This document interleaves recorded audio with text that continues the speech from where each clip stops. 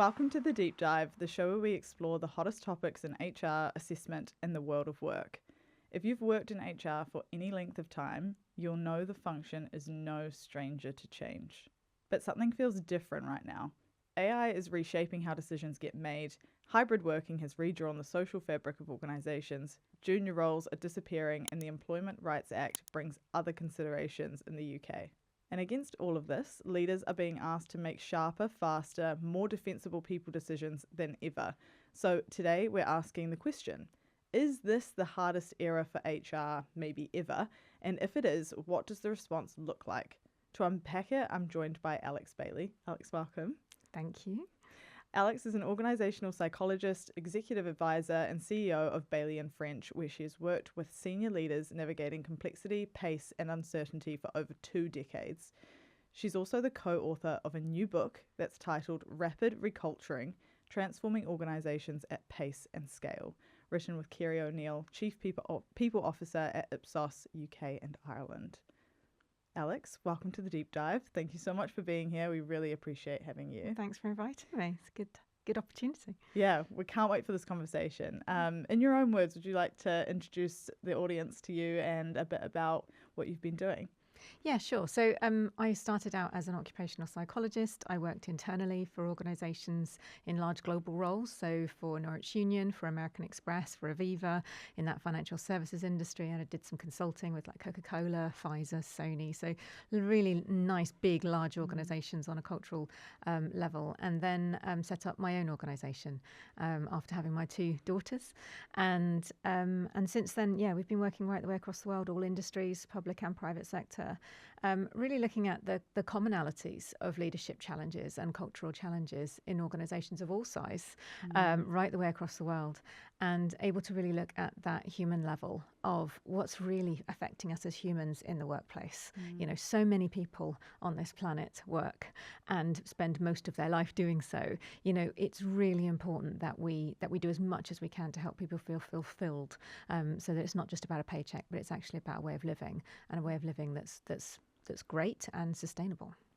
I love that so much. It really resonates and obviously extremely topical at the moment. So I can't wait to get a little bit more into your perspective. We've called this episode HR's Defining Era, which might sound a little bit provocative. But from your position working really closely with senior leaders for over 2 decades, how does that hold up? Is the pressure genuinely different for leaders now? Totally.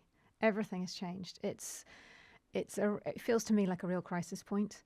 And because the crisis point centres around people, HR is at the forefront of the pressure in terms of what do we do now?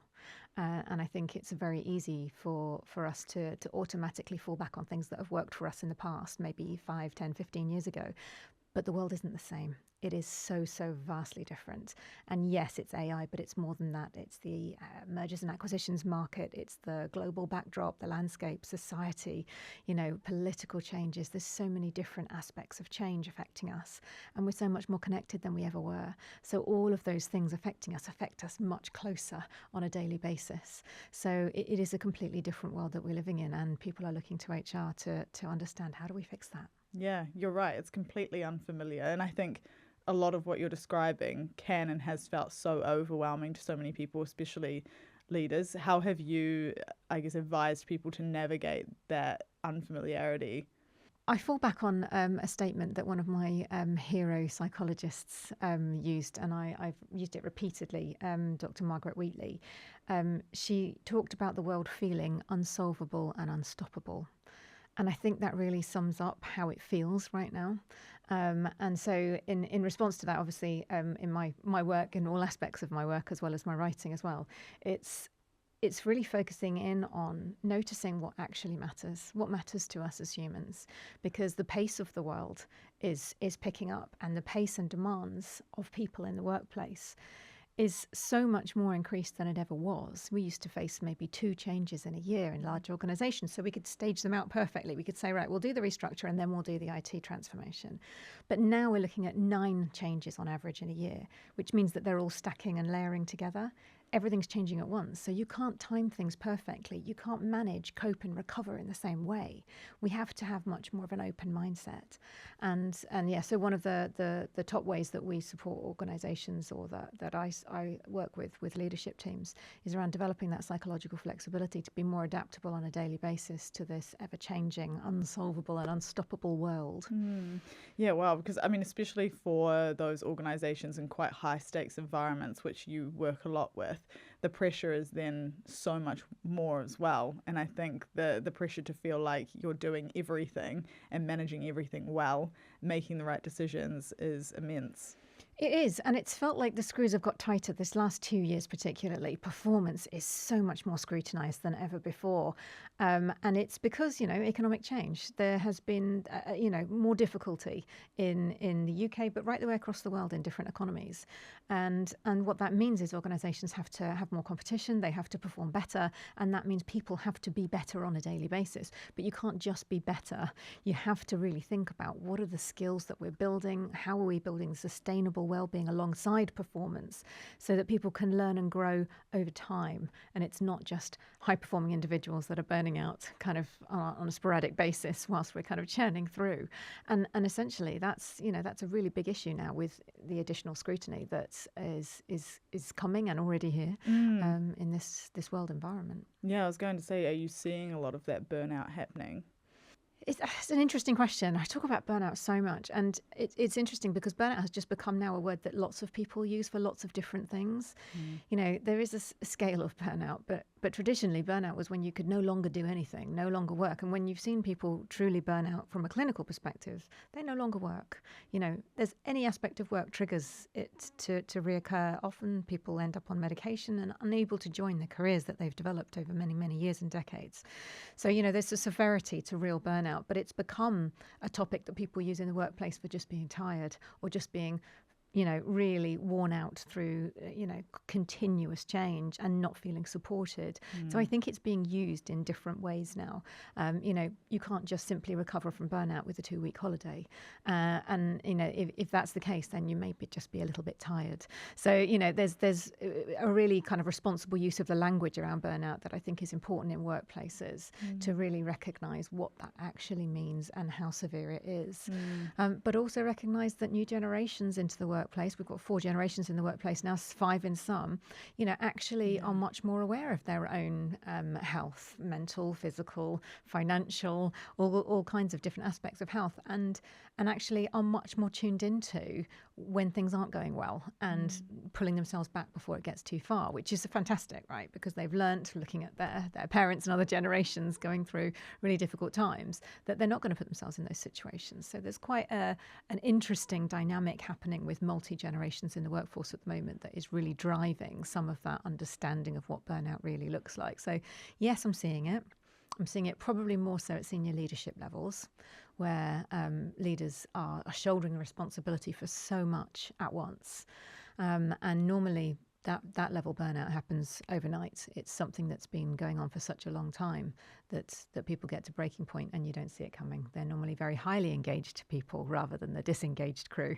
And they are the people who just feel the level of responsibility to keep things going and to support others so much that actually eventually they cannot do that work. So there's a kind of different understanding in the workplace going on right now. That makes complete sense. And I think I really agree with you mentioning the use of, I guess, the term burnout, but also that there doesn't seem to be a clear shared language about what that is, what that looks like, and how all of this change is impacting that as well. And I think something that's having an even greater impact on our ability to keep up and maybe avoid burnout and do more, but then also put so much more pressure on us as well, is AI. And I know people at home will be rolling their eyes because we're bringing AI up again, and everyone is. But it's one of those tools that has simultaneously allowed us to do so much more while putting the pressure on so much more as well.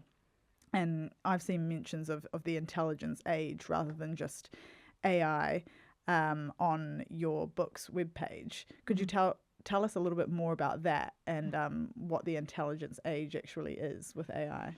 It's easy to associate everything with AI, but what AI actually is fueling is something really different in the workplace. And what we're seeing is, it's not just a new tool that can kind of 10x our work output. It's something that's going to 40 or 50x our work output, and that is fundamentally different. That ability to have your digital twin arrive and hold a meeting for you, make decisions and take actions and report back to you is something on another level.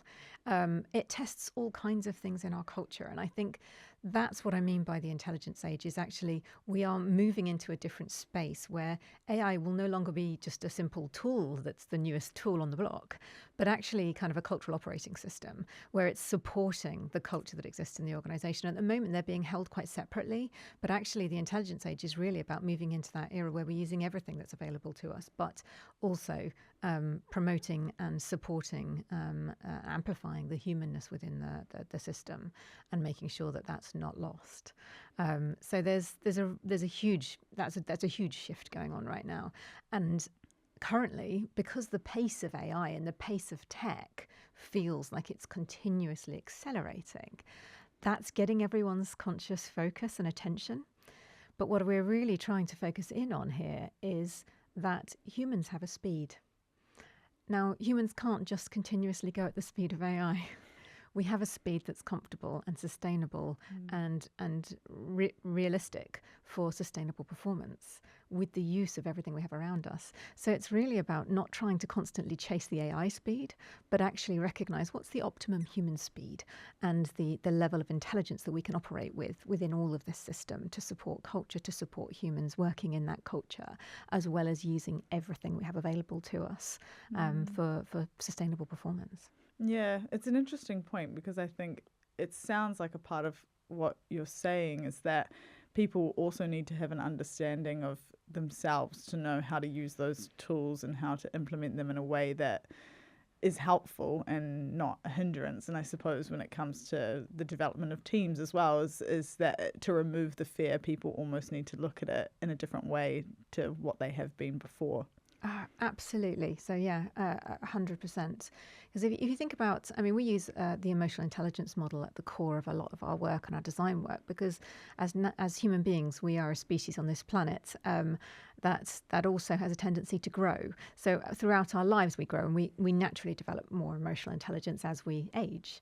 But we can accelerate and amplify that through particular programs and awareness. But it all starts with that self-awareness and then developing our other awareness and our management of ourselves and relationships. But that self-awareness is being really challenged, I think, and particularly over the last 6-7 years with the changes in the workplace. It's really been making people kind of examine their identity and think about who they are very differently as human beings. So true. And so certainly a lot of the work that we've done or that I've done in the last kind of 2 decades around emotional intelligence, leading self, leading others, leading the organization, that foundation, it was all quite solid. I think everybody knew that. And by the time they'd kind of hit a certain age in the workplace, they'd done their leading self part and they were onto the leadership stages. And I think what the last 6-7 years has done is kind of ripped that up and said, no, identity is something we really need to understand differently. We need to understand what our authentic self is. How do we bring our best self into work, being authentic but being professional? How do we ensure that we're actually being inclusive when we're developing our authentic understanding of those around us? And then the AI curveball of being asked to understand what does this new era mean for us in terms of our identity? Because if you can have a digital twin, then who am I? And that's that's a huge, big question that we haven't really tapped into very much. Everyone's quite excited about the tech. And once you explore it and you experiment with it, it's fantastic. But I think sometimes the subconscious humanness is being forgotten and lost. And I see that's what's happening with culture. So that's a large part of the book that we explore in the first part. Yeah, that's actually quite interesting because I was thinking about how when it comes to the introduction of AI or these new tech tools, there'll be some leaders that are embracing it, some that are a bit nervous, and some that are completely trying to avoid it. What do you think the psychology is behind that? Do you think people haven't had that question of identity brought up to them before, or how do you think they're thinking about it? I think it depends which generation you sit within, if I'm honest. I think there's different generations approaching this from very different ways. And I think certainly kind of my era, my generation, we did a lot of work on leading self and understanding ourselves and Johari's windows and all these kinds of interesting ways of understanding ourselves, psychometrics, for example. So it feels like you've kind of done that work and we've moved on. And I think for those generations, actually, it is a bit of a, whoa, hang on a second. This is a different world. I need to re-examine who I am and what I want in this world. And I speak a lot for women leaders as well, particularly who own their own businesses and founders, entrepreneurs. And for me, there's a large, certainly a large network of women in the kind of mid-age cycle that are really examining identity and talking about it very differently than we used to be able to talk about that in the workplace kind of 10, 20 years ago. And I think that's a great conversation that's coming up and actually making more people talk about identity more broadly, and I think that's great. But yeah, I think new generations to the workplace are thinking about identity completely differently. And I look at my children that they've grown up with a device in their hand that's constantly giving them feedback on how they are, how many likes they've got with different pictures and songs they've put online, or who they've been speaking to and how many network people are in their network. And I never had that growing up, so I didn't have that input to my identity. So they're much more attuned to very small, fine things. And I think that's really interesting. So if I ask my parents, they'll not necessarily know what's a scam and what isn't a scam in terms of the tech kind of field. My children, they absolutely can detect a scam a million miles away. So a feel for it. They have this just different understanding of that landscape. And I think that also has just a huge impact on who you are and your identity. Similarly, as I said, my parents, they would think about themselves differently in terms of how people speak to them on Facebook, for example, or similar platforms, than my children using other completely different platforms, and what's feeding their identity from those. So they're using them differently to understand their identity. And I think there's so much more out there than there ever was. But I think it is a turning point. I think people are asking more questions now than there have been. I think there's so many crises that happened from 2020 around the pandemic that people almost took several years to almost come back to understand, okay, now what does this really mean for me? Who am I into this new world of work, this new era? Do you see any conflict in that, like the different generations approaching things differently and having a different, I suppose, mindset around how these things should be implemented in our lives? Do you see any conflict come up in that from a leadership perspective, or even just a way of approaching things, like people's strategy, for example? I think feedback is taken differently. So I would see that new generations and certainly the younger generations that I work with are much more finely attuned to the use of language in texts, in Teams messages, in emails, than perhaps other generations that are much more aware of positioning or facial expressions, or how people engage and how they actually behave with you in person. And I think there is a very different level of social development happening in the online space that actually is not reflected in the real world.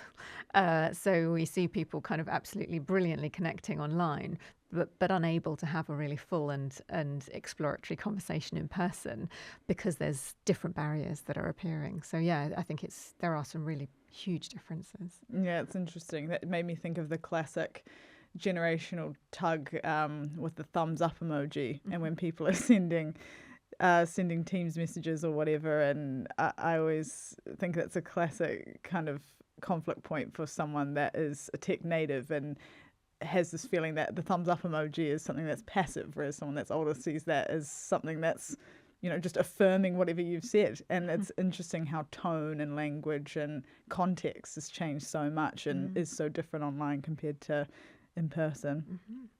And we're starting to see some big enterprise organizations now hollow out junior roles as AI absorbs the entry-level work. Invariably, that affects talent pipelines and the pool of future leaders. Is there a risk that we end up with AI-augmented senior teams, but no bench underneath them? 100%. We absolutely are heading in that direction. And we're almost, in my eyes, to a certain extent, many people are sleepwalking into that, and it's not through lack of anything other than just being under so much pressure that you're not aware of what we're walking into. because we've got so much to do. We are constantly being asked to do more with less on every single level. The large corporates, the small businesses, we don't have the resource, the time, the budgets to be able to put into the things that are in front of us and the opportunities. So the prioritization is critical of what does happen and what doesn't happen, the explanation of what is prioritized versus what is deprioritized, but actually the conscious focus on ensuring that we are actually bringing new generations into the workforce and supporting them to do the work in great ways is really important. And it worries me when I interview people and graduates for roles with us, and I talk to them, and they've been actively discouraged to use AI throughout their degrees, and so they're nervous to use it in the workplace at a point when we are fully experimenting and exploring what can AI do with everything. Can it tell me what I should be focusing on today looking at my inbox? Can it tell me how to design and do a huge piece of data analysis on data sets we've been gathering for years that we've never done anything with? What can it do for me? And the kind of waiting for permission and the nervousness around conflict is then meaning that people are holding back and hesitating. So even when leaders are making decisions and taking decisive action and expecting teams to move forward on that, actually, there's a lot of stalling going on where people are nervous about, hang on, am I going to do this? Am I going to get into trouble if I do it wrong? What's the failure expectation here? It's a tricky landscape to be part of, because there's regulation, there's legislation that means we can and can't do things. And if we don't understand the full context, how can we pass some of those activities on to people who maybe haven't worked in that environment before? There's a huge amount of risk. So risk intelligence is becoming more important, actually. Yeah, definitely. You mentioned sleepwalking into it. Do you have any examples of where you've seen that directly and how maybe someone's gone about fixing that, or maybe not, and that's just they're continuing to sleepwalk? How have you seen that, I guess, manifest in a real world situation? Well, I mean, I've had conversations with people who are aware that they are taking steps that are basically better for them, but not better for the newbies in the organization. So, a fantastic new AI system is able to give you details at your fingertips, maybe on some research that's required for a next role, a next meeting in the afternoon. But actually to give that to someone else to explain to them what you need to get them to set it up on their computer and go ahead and find the results actually takes more time. And where that used to be helpful and important because that would mean they learn and develop and they're able to then take on those bigger pieces. Actually, you can do it yourself with AI, copy them in, make sure that they've seen the details of what prompts you've used. And it's like a shortcut for the demands and the needs of the clients and the customer that is then driving almost this pace, this acceleration of must do more, quicker, faster. That is actually forcing us to feel that we don't have much choice.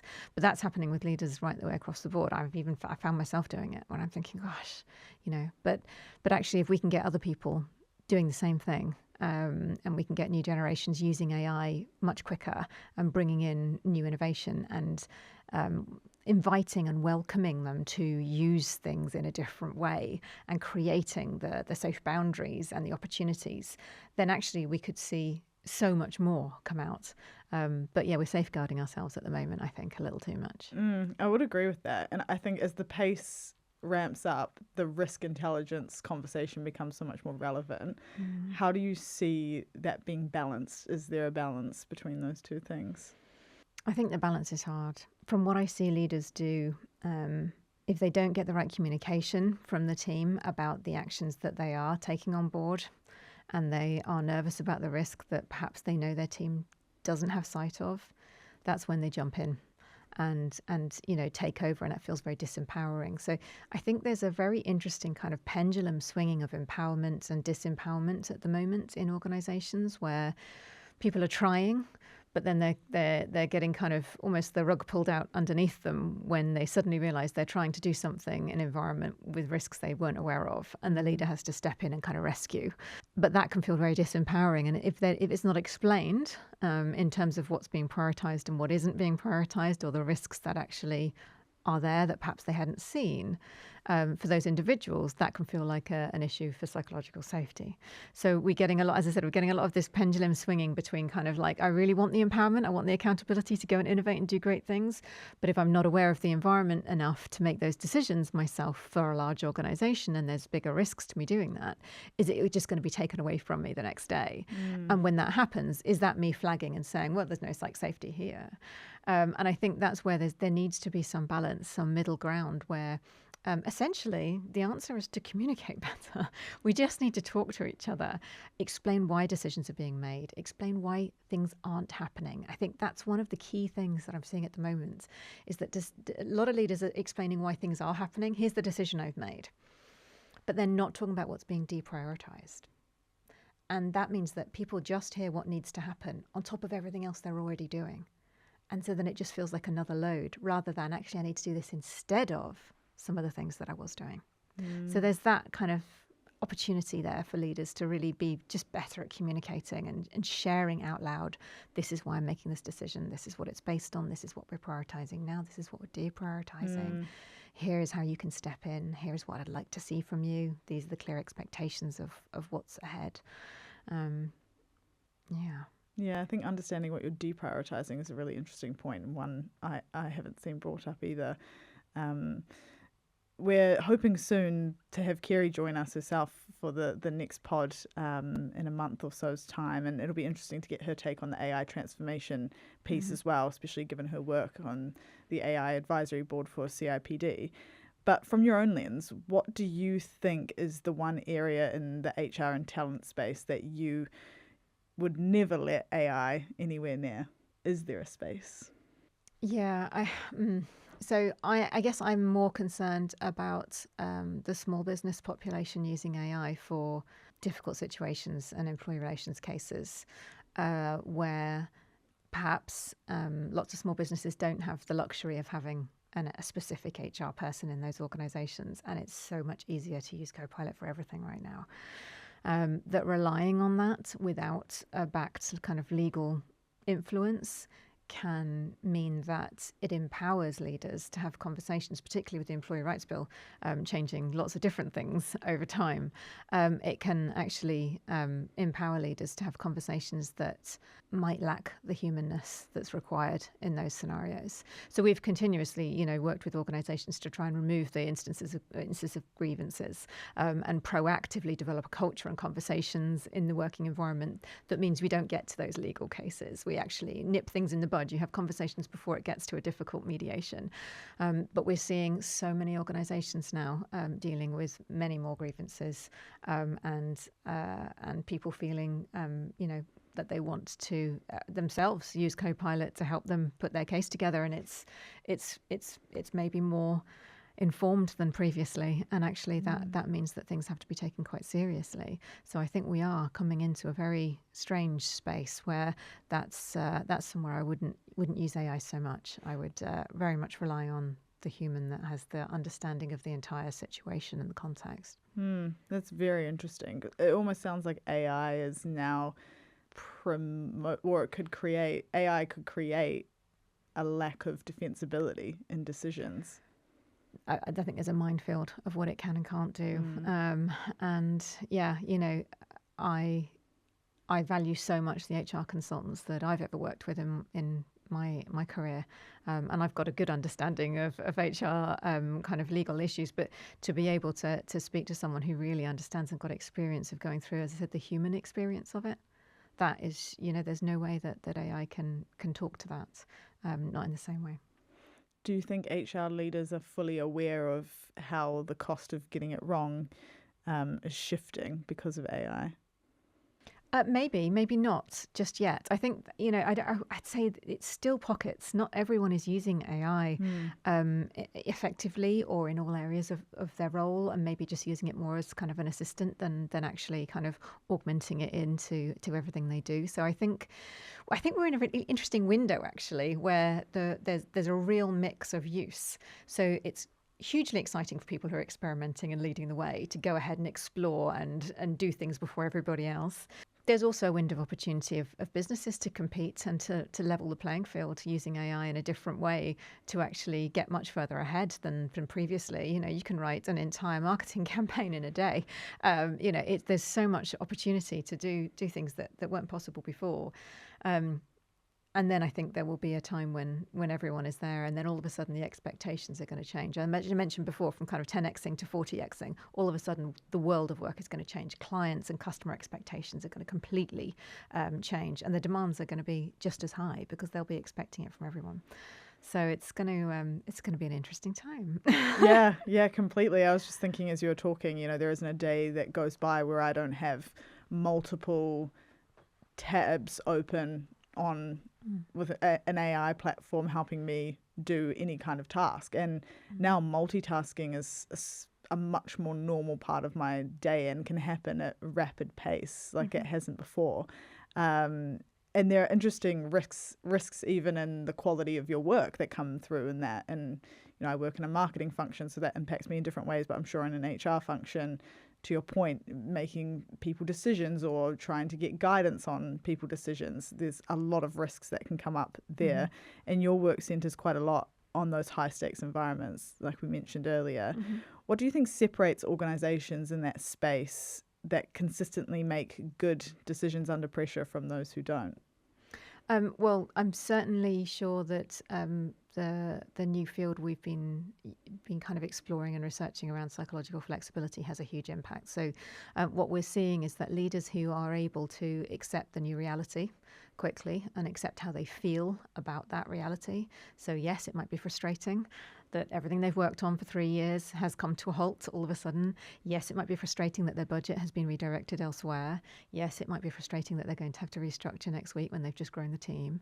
It's big challenges. The quicker that leaders can emotionally accept that reality and then distance themselves and look at the evidence and the facts of what's really going on to make very clear decisions in the present moment without worrying about the past or worrying about the future, but also anchoring those in values that matter to themselves and their team.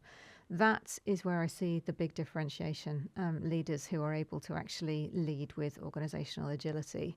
And we're doing a lot of work at that level, kind of CEO and executive level, around that human agility and the speed of being able to make decisions under such immense pressure. In large corporations, it's millions of pounds a day that are at risk, and they need to be able to draw on all of their resources to be able to do that. And all of these things in isolation aren't particularly new, but together, actually, it accelerates the pace with which people can make decisions in the moment. And that is what's going to be competitive for organizations going into the future, is the speed with which they can respond to change and transformation. Because there's no handling or managing it differently that's going to make a difference. It's got to be about that speed. That's interesting. So do you think it's that agility piece that sits mostly behind making poor decisions? Is there anything else that... Yes, because, ultimately, as a leader, you have to know what information you need to make a decision. You have to be able to make a decision without all the complete information as well. And you need to know what the implications of those decisions are and how to make good trade-offs. Because ultimately, that's the biggest thing that stalls decision making. And once you're a leader that doesn't make decisions, people go elsewhere for information or they disengage. And that's on a large scale, that's just super dangerous. That's where the culture can kind of drag and the energy slows down massively in your organization. So yeah, it's very important to ensure that leaders are very, very clear about how they can make decisions and move forward through those quickly. Thinking about engagement, actually, if I read out the statement, I want to hear if it resonates with you. A good future of work shows a good level of engagement between employer and employees. How does that sound to you? Fine, but not particularly exciting. And I think that's the thing. We talk about a lot in the book about this difference between kind of engagement and energy. Engagement is important, but it really is a measure. It's just one measure in an organization of how people are, but it doesn't really tap into the energy. And so we talk to leaders a lot about how the culture feels. And that's very different to asking someone to give you the survey details and responses. So being able to say, how does your culture feel? How are people in meetings? And people will often say to us, actually, we've got really great engagement scores, but something feels really off. I can't put my finger on it. And if you ask, a senior leader and you say, where does the energy sit in your organization? They'll be able to say, absolutely, they know where it is. Actually, we've got, this one team, they're working on this new thing. They're so excited. They're always asking questions. They're curious. They're moving at pace. The energy signals we're getting from that area are huge. But across the organization, we're seeing change, resistance, we're seeing tiredness, we're seeing, exhaustion, burnout in particular areas. And that's an indication that actually they might still be engaged, love their work, but just don't have the vitality to continuously sustain their performance doing it. And they're two very different things. It's really interesting to hear your take. That was a quote we heard at HR Technologies Conference earlier in the year. And one of the sessions had mentioned data highlighting a broad sense of public dissatisfaction across a range of areas. And I also think engagement has come up a lot. I think it was in the Gallup State of Work research as well, around how it's at record lows. So I think it's a really interesting topic. And from what we've seen from early glimpses of your book, you're proposing to reframe that to energy, as you've spoken about. And I suppose something that energy has impacted a lot, or something that has impacted that energy a lot, is the hybrid workplace. And that is a topic that has divided people massively. What's the verdict today, around 5 years post-COVID? Like, what do you see from that perspective around the hybrid workforce? Is that having an impact on energy? Yes, hugely. And it might be controversial for me to say it because obviously there are so many people that enjoy the benefits of working more flexibly from different environments. But from what I see, it's one of the almost like the quiet, slow erosions of human connection, because you don't know what you're missing out on. And I think that's where you can prioritize and focus in on yourself and your own environment and your pets in your home, and connecting to people when you want to, and being off and on, and not having to be constantly bombarded or distracted. But actually the fabric of human connection is something that's subconscious. And so you're not necessarily thinking about that when you're thinking about where you want to work. You're thinking about what's right for you, but not really thinking about those threads that are so critical and fundamental. From what I've seen in organizations, that's it had a huge impact on culture in the last 5-6 years. And on managing and leading. We've got first-time managers now moving into those roles and into leadership roles who've never worked in an office environment and never worked in the room with other people in their team.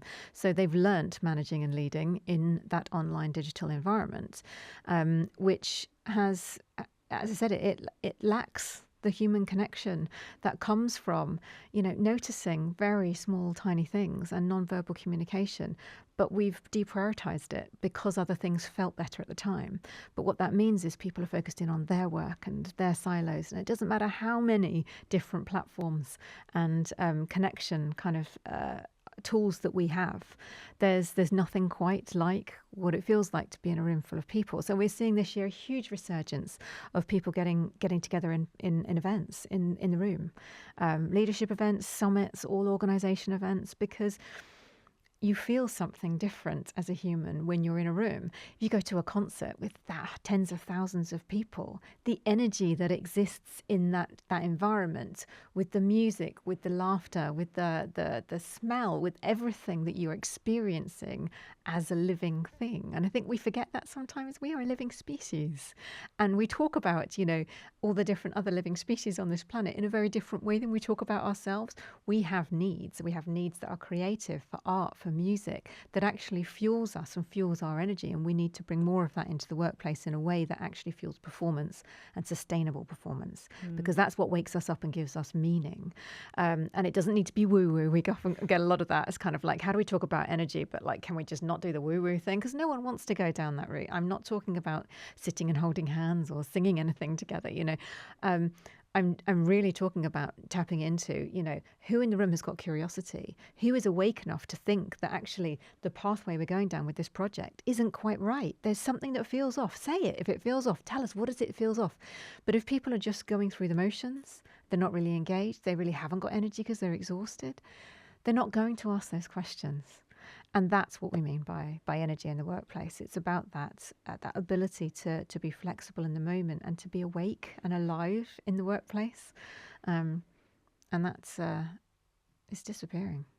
It completely resonates on a personal level. I used to work completely remote for 2.5 years, and I would say by the end of it, I was the least energetic, least motivated person I'd been in quite a while, and I was just desperate for that in-person collaboration and connection again, because when you are in a room brainstorming and you're able to work together and physically, put post-its on a wall or whatever, like do those things that are tangible and physical with other people, I agree. I think it leads to a completely different type of motivation, energy, engagement, and it helps teams build effectiveness in a way that they may not have been able to otherwise. Yeah, the relationships and the dependencies we have on other humans are so important and so huge. Again, Meg Wheatley talks about having to have islands of refuge, islands of sanity for ourselves as leaders, as team members. And those people that you build in your web of support as your island of sanity. When you're sitting there doing something and you're on a call and you hear something and you turn around to someone next to you and you go, "Did you hear that as well? Did I hear that right? I mean, are you serious?" But you don't have a chance to do that at home. It's this kind of sense making, this double checking. Are we still here on this planet together? Are we actually doing this project in the right way? Did we miss something? Like being able to double check and reinforce builds confidence and allows you to be the best person you can be. But if you don't have that there, it can be such an omission. And it's just such an easy thing to not realize you haven't got. So it's that problem almost of trying to just bring our awareness back to the fact that as human beings, we need each other. We are social beings. We are interconnected. We are interdependent. We absolutely need to be social. And if we don't have enough opportunities to do that, if we just, save that for our yoga class or for our night down the pub, then actually we're missing out the fabric of the workplace that knits those teams together to be able to support each other in hard, challenging times. And work is hard. Work is uncomfortable pretty much every day, right? And it's not going to be this wonderful panacea of happy joy. And I think, the realization that actually you can have so much fulfillment working through a challenge together and really supporting other people through that is something I think we need to bring back, definitely. I love that so much. And another big theme we haven't really touched on yet is talent mobility. Why has it become so central, and what does good look like now? Talent mobility, that's a huge one. I think we have more of a focus on skills in the workplace than ever before. And I'm really pleased about that because, I used to work in organizations where there were, hundreds of competencies and people didn't really know what the difference was between a competency, a capability, a behavior. It all kind of blended into one and it was quite difficult and murky to kind of work out. But I think now that actually people have got more understanding of what's the difference between like knowledge and skills and what's the difference between skills and strengths. And I think we understand those differentiations so much more that we can actually define what skills are for different roles and look at what transferable skills allow more mobility within organizations so that people can find different career paths and can grow in lots of different shapes and ways that are more aligned to who we are and our strengths as well. And I think that's exciting. I think also the focus on inclusion means that people are much more excited about diversifying how people do roles and where people do roles and who works together and how teams operate, and more matrix opportunities actually opens things up for people to apply their skills into different ways of working in lots of different scenarios. So I think that's more exciting for talent mobility for sure. And I hope that helps actually with some of the, as I said, the stalling that AI is causing with new generations in developing the bench. I've been getting carried away with my own questions. I think they're very interesting. I've loved hearing your perspective. So obviously, above everything, we've established that there's a lot happening right now. Teams and leaders are looking for answers. And your new book suggests that reculturing might just be the way forward. So let's talk about it. Firstly, how did the book come about with Kerry? And then also, if you're able to walk us through what reculturing actually means in practice. Yeah. So I've known Kerry for 20 years. So we worked together way back when in Aviva on some amazing cultural work. And at the time, we both put our souls into the work that we were doing. We were incredibly highly engaged, and had huge opportunity to explore and innovate with just incredible groups of people in the organisation around us, which meant that we were able to move and make some big shifts. And I think that just really informed both of us from the outset what's possible in large-scale global organisations. We've got 27 countries, 65,000 people. I think it really put us on a path to then, we're great friends. We both kind of stayed connected through very different career paths since that point. So Kerry stayed in internal roles and grew rapidly through her career into a fantastic award-winning Chief People Officer.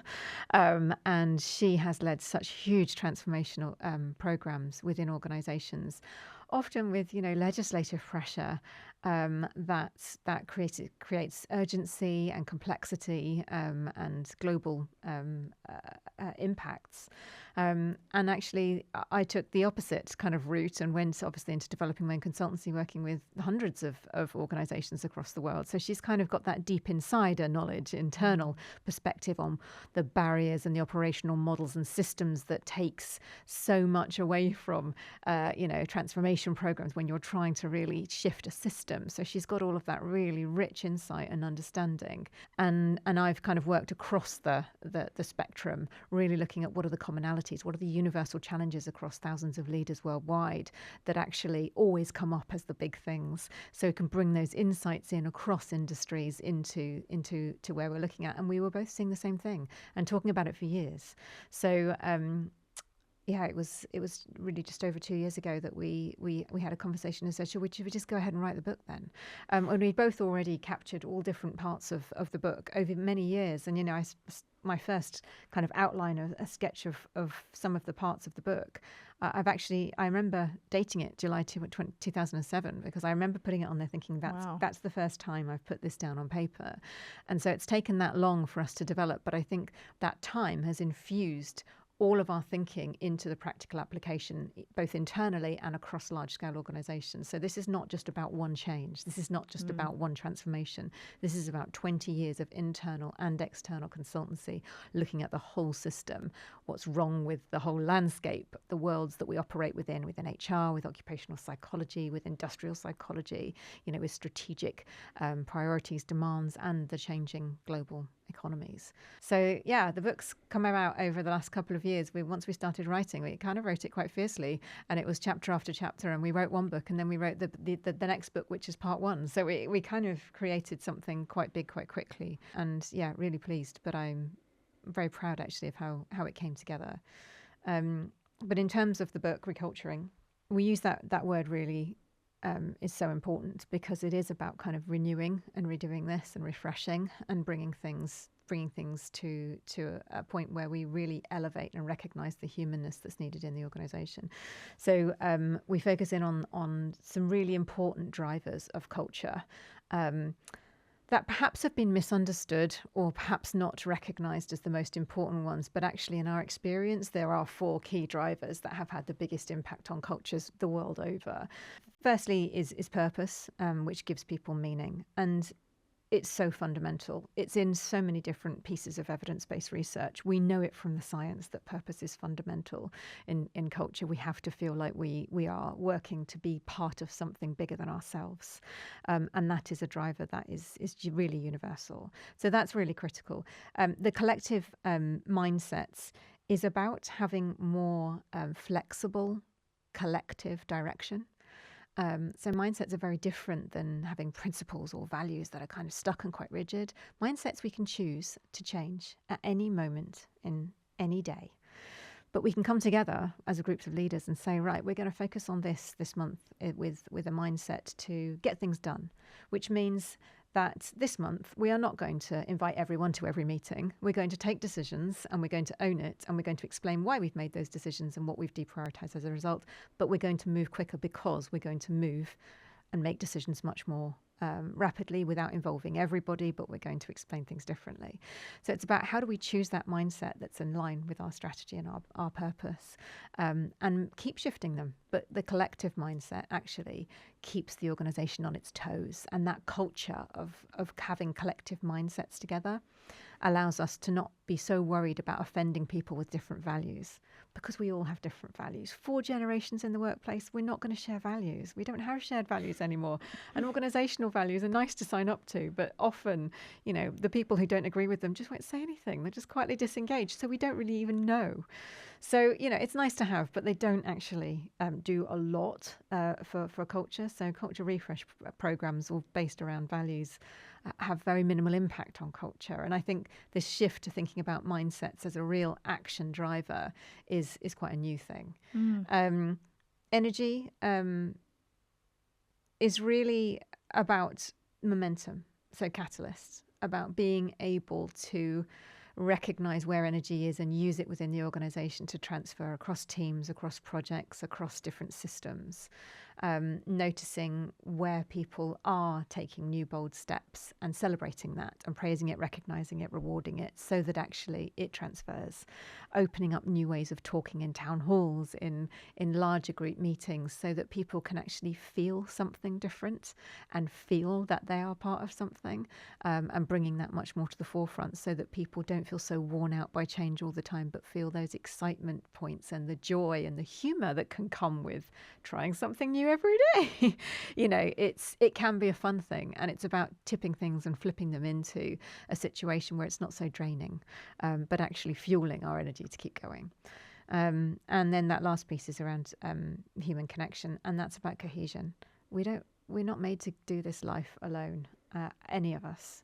And the more we bring that back to the forefront and help people recognize that, we can have tons of very flimsy online connections, and followers and all of that, but actually we know who are the people we're closest to, the people we rely on, the people we need by us when we're facing challenge. And that is the connection and the cohesion that humans need in the workplace. So it's about focusing on those 4 drivers as cultural drivers.